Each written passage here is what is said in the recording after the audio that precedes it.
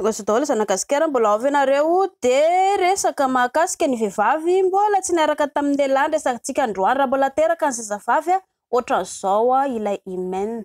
mbola tsy nisy vaky na ny kely azy rehefa manomboka mitombo miakatra kitsikelikely ny taonan'ny zazavavy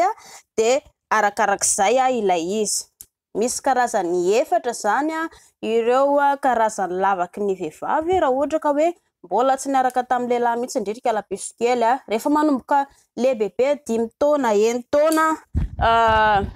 7 taona 8 taona 9 taona miakatra ary amin'ilay miala sakana rindry avy eo de ohatr'izao indray le izy boribory de eto ampovoany misy boribory anankiray inona filazana io de micro perforety ny filazana azy ho an'ny vehivavy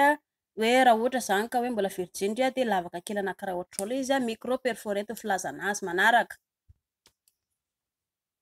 ity indray le lavaka de misy boribory maro isan-karazany 4 5 lavadavaka kely be ohatran'izao inandray ny filazana azy raha ohatra ka hoe misy lavadavaka kely ohatr'izao le izy de cribiroforme zay ny filazana azy raha hoe feniko lavadavaka kely ohatr'izao indray le izy manaraka boribory de lasa lavalava indray le izy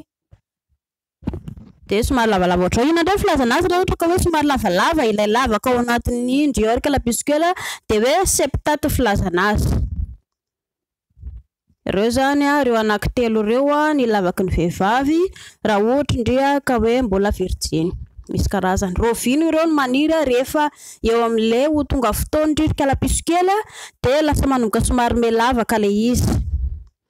misy anefa ireo vehivavy hoe teraka tamin'izy vao teraka tsy misy an'ilay antsoina hoe hymen ka zay le samy manana toe-bata amin'ny vehivavy raha ohatra ka tsisy an'izay indrindra kalapiso kely tsy misy olona zany tsy misy tokony hoe mampatahotra raha hoe fatrany mbola kely indrindra no tsy nisy an'ilay lay hoditra fotsifotsy manify misy karazany indray koa le izy anefa ny sasany matevina ilay hoditra ny sasany manify ka ho an'itsika vehivavy raha mampiasa le hitanareo le tampon rehefa tonga fotoana de iny zao anisan'indray koa iny maharovitra ilay hymen indri koa rehefa zatra mandeha bisikileta anisan'ny olana ihany koa satria indri koraparapa aminatin'ilay izy raha ohatra koa indri zao mpanao sport amin'ilay mpanao gymnase resaka elastika reny de anisan'ny olana mety mampatonga rovitra ilay hoditra manify ao anaty ao de mety gavenareo manina le izy zany misy kilodoka ohatran'izao de satria tsy rehefa tonga fotoana ny vehivavy mifadimbolana de fomba ahoana ny voan'ilay raha tsy maintsy misy loka zany hoe voan'ilay raha amin'ny ankapobeny moa zany hoe kalapiso kely rehefa miaraka amin'ny lehilahy de matetika hoe tsy maintsy marary foana le izy rehefa rovitin'ny lehilahy rehefa hiaraka amin'ny ramosendry avy eo fa amin'ny ankapobeny misy indray nefa ny karazana vehivavy sasany hoe tsy marary tsy mahatsiary marary mandritra an'izay eo an'ny 2 andro 3 andro 4 andro 5 andro eo indri raha elanela de mahatsiary marary foana le izy